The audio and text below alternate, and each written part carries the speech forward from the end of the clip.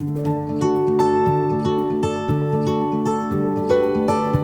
married my Mr. Right almost 26 years ago, and we have 4 children. Bitty and Beau are our 2 youngest, and Bitty's 9 and Beau is 14, and they both have Down syndrome. The idea of opening the shop hit me in November of 2015. It was 500 square feet.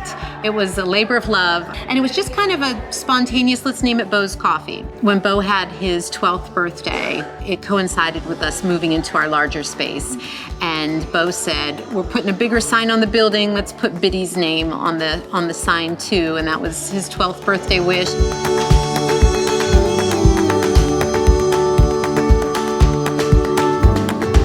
When Beau was born, Ben and I had no experience with people with Down syndrome.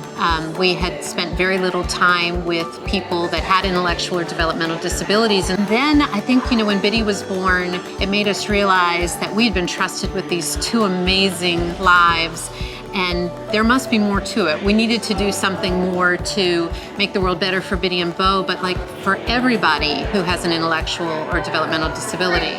The coffee shop was really born out of that thinking, how do we multiply that feeling? How do we reach more people with that experience?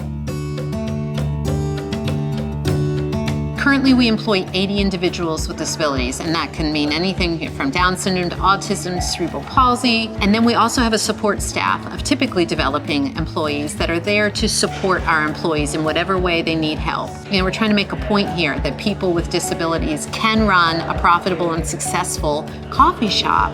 Sadly, 80% of people with disabilities are unemployed. And it's not because they don't want a job, it's because employers have concern that they're not going to be productive or not fit into the workplace. Having a disability doesn't mean you're broken. It just means you have certain challenges that you face, and we all do.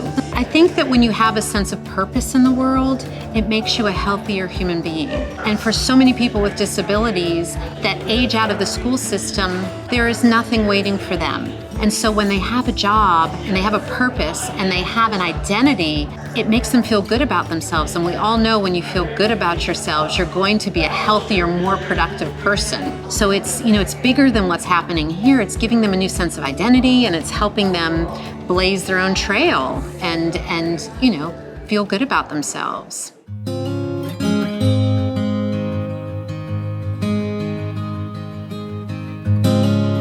This place isn't about me, it's not about my husband. We feel like we are just the vessels for the work that we've been placed on the earth to do, and that is to shine a light on these individuals that have been marginalized for so long. They are heroes, they really are. I look at them, I look at the obstacles they've overcome, I look at the way they are changing the way the world looks at people with disabilities. If you'd asked me 3 years ago, would I see where we are now coming? No. I thought we were going to change our community. I had hoped we would. I had no idea the reach this coffee shop would have. We put a map on the wall here because people pinpoint where they've traveled from.